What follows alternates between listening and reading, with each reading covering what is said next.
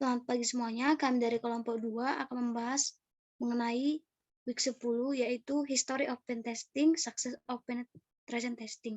Tapi sebelumnya izinkan kami memperkenalkan diri kami terlebih dahulu. Adapun anggota kelompok kami yaitu saya sendiri Rewina Alfahan dengan NIM 8, ada Gaby dengan NIM 22, ada Elisa dengan NIM 26, ada Alfredo dengan NIM 29, dan ada Gunado dengan NIM 31. Next.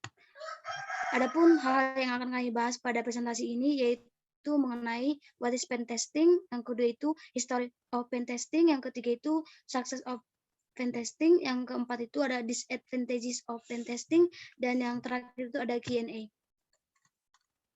Baiklah, selanjutnya akan dijelaskan oleh teman saya. Baiklah, saya akan menjelaskan poin pertama, what is pen testing. Penetration test atau pen test adalah sebuah metode yang dilakukan untuk mengevaluasi keamanan dari sebuah sistem dan jaringan komputer. Evaluasi dilakukan dengan cara melakukan sebuah simulasi serangan.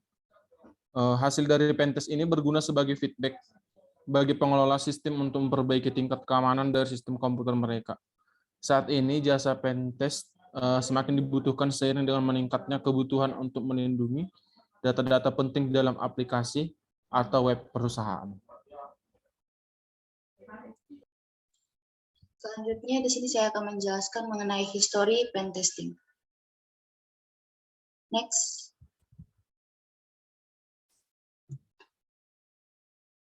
Pada tahun 1976, Ware Report, Task Force seorang ahli yang dipimpin oleh Willis Ware dari RAND secara resmi itu menilai masalah keamanan untuk sistem komputer time sharing.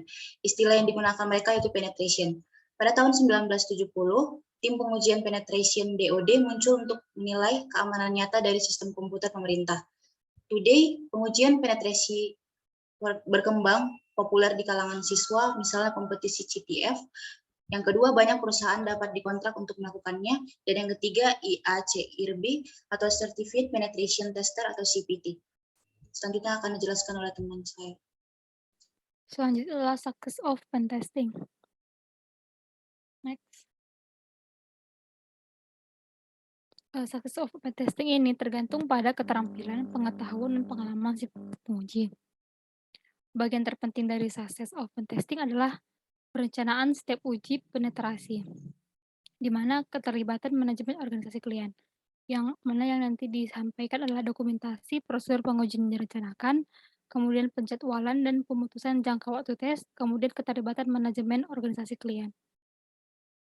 Dan selanjutnya dilanjut oleh Rewina. Selanjutnya saya akan membahas mengenai disadvantages atau kerugian dari pen testing. Adapun kerugian dari penetration testing yaitu yang pertama, semua orang terlihat baik setelah hasil tes negatif. Yang kedua itu pengujian menggunakan penetration testing ini bisa jadi tidak etis. Yang selanjutnya itu untuk menentukan kondisi pengujiannya itu agak sulit dalam penetration testing. Dan yang terakhir itu saat melakukan penetration testing itu kita harus yakin dengan pen tester kita. Untuk selanjutnya akan dibahas oleh teman saya. Selanjutnya, saya akan membahas mengenai bagian Q&A. Untuk pertanyaan pertama, apa saja tahapan dalam penetration testing? Tahapannya antara lain ada planning dan recognition, yang kemudian ada scanning, kemudian ada gaining system access, yang kemudian ada persistent access, dan yang terakhir itu ada the final analysis or report. Kemudian pertanyaan yang kedua ialah apa tujuan dari penetration testing ini? Tujuannya ialah untuk menentukan dan mengetahui serangan-serangan yang bisa terjadi terhadap kerentanan yang ada pada sistem.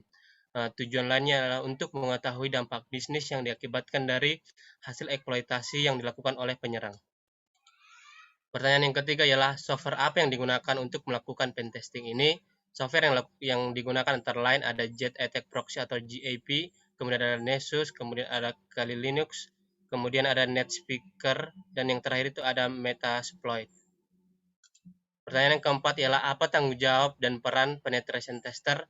Tanggung jawab dan peran seorang penetration tester ada tiga. Yang pertama adalah penguji harus mengumpulkan informasi yang diperlukan dari organisasi untuk memungkinkan penetration test dilakukan. Yang kemudian ialah menemukan kekurangan yang dapat memungkinkan peretas menyerang mesin target. Tanggung jawab yang ketiga adalah penguji harus berpikir dan bertindak seperti peretas sejati meskipun secara etis tidak. Yang pertanyaan yang terakhir adalah seberapa sering kita melakukan penetration testing? Jawabannya adalah pengujian penetration harus dilakukan secara teratur untuk memastikan manajemen keamanan jaringan dan TI yang lebih konsisten. Pentester akan mengungkapkan bagaimana ancaman yang baru ditemukan atau kerentanan atau kelemahan yang muncul berpotensi diserang oleh penyerang atau attacker. Demikian presentasi kami pada sesi ini. Kami ucapkan terima kasih.